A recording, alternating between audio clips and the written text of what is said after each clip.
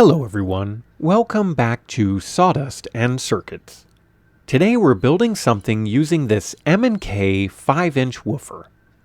We will be making a upfiring speaker, and hopefully it sounds pretty impressive. This will be a fully 3D printed 360-degree upfiring speaker. Here is one that I've made for an earlier video using a Logitech computer speaker. This enclosure will be built around a vintage 5-inch Miller Kreisel woofer. If you enjoy weird audio projects, thrift store finds, and seeing old technology get a second life, consider subscribing. And for the heart of this project, I wanted something a little special.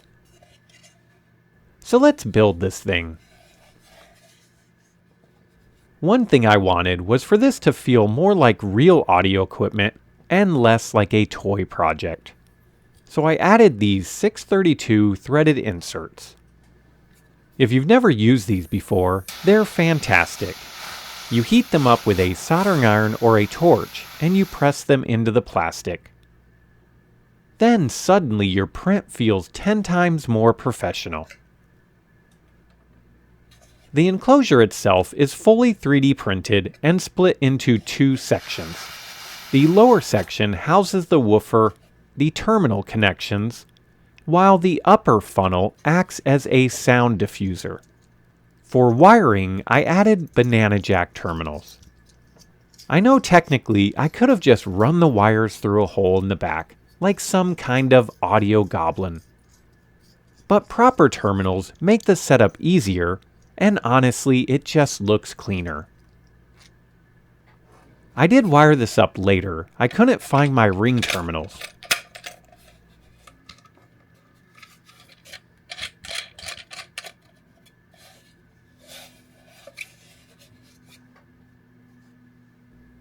This is batting. If I don't use it, somebody will definitely say something.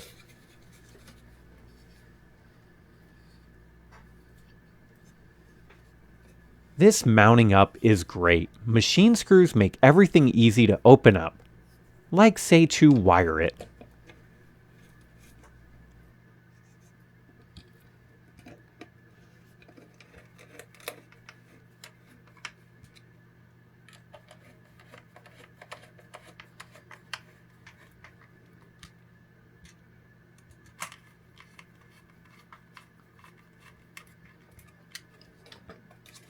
Now that this is screwed together, this has a nice heft to it.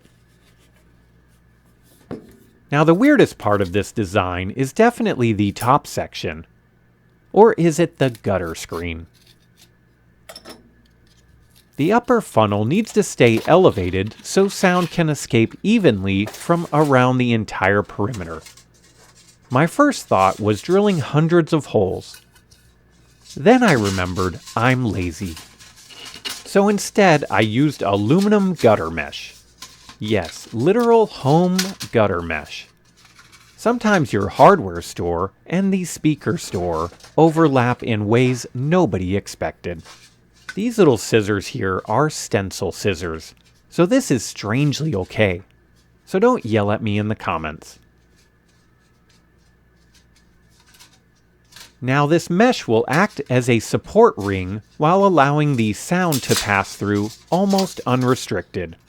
It's lightweight, cheap, and semi-easy to shape.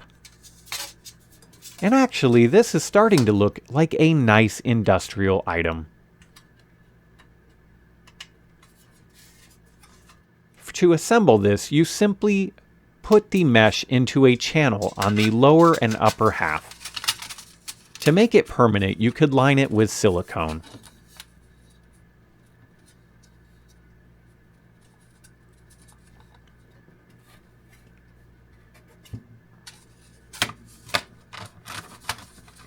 This also gives the speaker a bit of a sci-fi turbine look.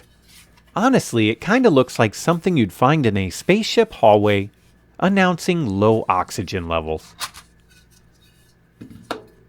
Well, the black side looks okay, but I would rather have a two-tone look. Wow, to flip this aluminum inside out was a lot harder than I expected. But I think that it will be worth it. Now this thing looks pretty cool, and also a bit like a lamp. Honestly, experimentation is one of the best things about 3D printing. You can design something weird at midnight, print it overnight, and by the next afternoon, you're testing ideas. This is something that would have been nearly impossible just a few years ago. And here it is, fully assembled. I'll be honest, I wasn't completely sure how this would sound. Sometimes audio projects surprise you in a good way, and sometimes they sound like a drive-through speaker from 1987. There's really only one way to find out. Here we have a small 2-channel amp in an enclosure I designed. This is the ZK1002T.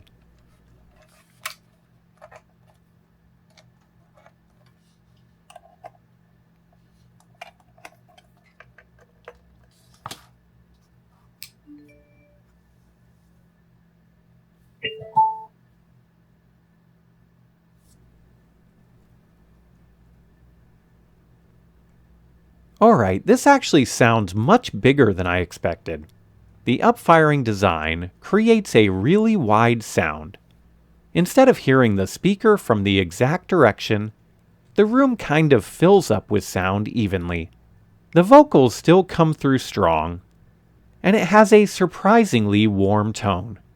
You might even say it has light bass, which is pretty good considering the enclosure size.